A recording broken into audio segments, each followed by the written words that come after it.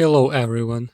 The Chess Olympiad in Budapest is ongoing and we're following both the Open event and the Women's event. In both events, the Indians have a pretty clear lead. The male team of India is currently undefeated and the women are in a similar position, with only one loss from Poland, but they're still in the lead. I would like to dedicate this video to the Indian Divya Deshmukh. I saw her in person in Budapest last weekend, a beautiful and kind soul, and a phenomenal chess player after all. She currently has 7.5 out of 9 on this Olympiad and a performance rating of over 2600. I believe she will be able to get the norm needed for a Grandmaster, and even now she is 12 points in the lead, and currently has a rating of 2483, which is close to the 2500 rating needed for the title of Grandmaster. She holds the title of a woman Grandmaster, and in June of this year she won the title of Grandmaster. She is 18 years old. At 16 she became the Women's Champion of India, a phenomenal player. This is her best year. She gained a lot of rating and a lot of great results this year. As I've said, she is undefeated at this year's Olympiad. Her opponent for this game was Elina Danielian, an experienced player from Armenia. She is a Grandmaster who held a rating of 2521, 6-time Women's Champion of Armenia, and competed in 12 Olympiads. As a junior, she was the world champion in multiple categories and has won many tournaments under her belt. Divya was white and opened the game with the move e4.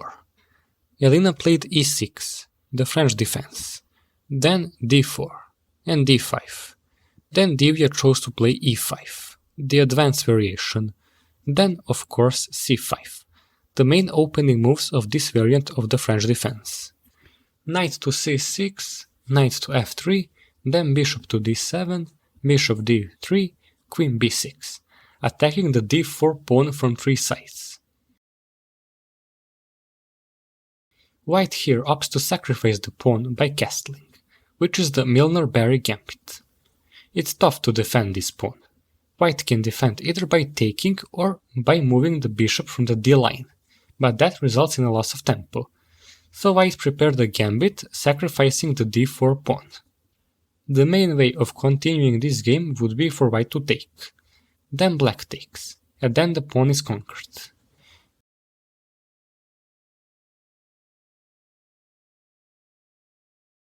The idea of the move bishop to d7 is that the pawn could be taken because there is no open check position for that queen to fall. Black here has a pawn in advantage, but White compensates that with better development. But Divya here opts not to take on d4, but rather chooses to rook e1, then rook c8, then knight to d2, wanting to move the knight to b3 to try and return that pawn, if Black doesn't take here. Knight to e7. Black's main problems here are lack of development and the king being in the center, which she tries to fix by trying to castle. Knight to b3, and White attacks d4 from three sides now. And if Black wants to keep her advantage, she has to take the pawn on c3, which she does. White then captures the pawn on c3, bishop to a5. Black wishes for trading pieces here, with being in advantage.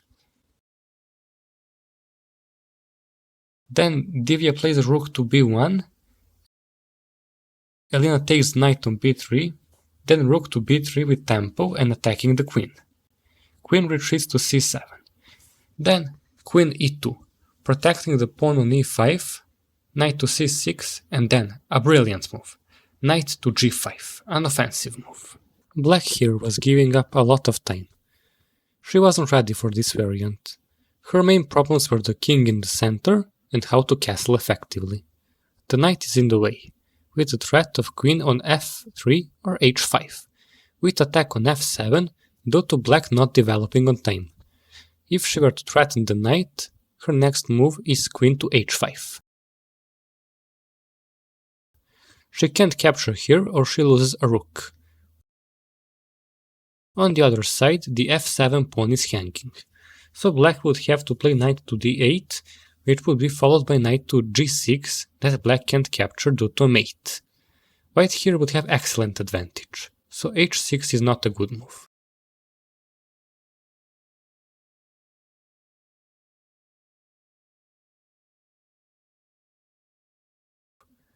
Black here plays knight to a5, which attacks the rook, who retreats back to b1. Attacking the knight now gets the same result. She plays bishop c6, then Divya takes the h7 pawn, equalizing the material, but the king remains in the center.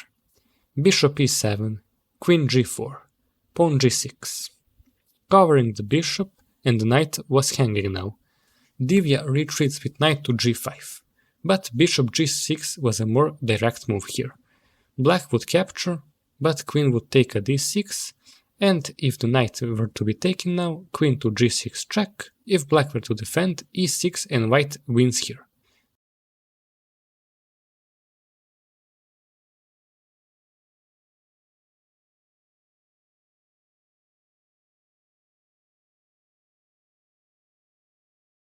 Divya plays knight to g5, bishop takes g5, followed by bishop g5.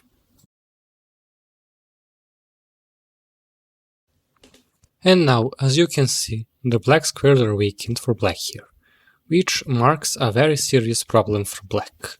Furthermore, in this movement, Elina had under 1 minute left, which meant she couldn't find the best possible moves in the coming moves of the match. She plays king to d7 here, which puts the king even deeper into the center. Divya plays c4. Elina takes here.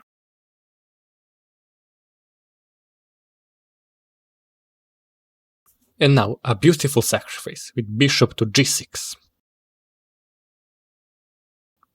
The idea here is, if black takes, next is rook to d1 check, which she can defend because the pawn is tight.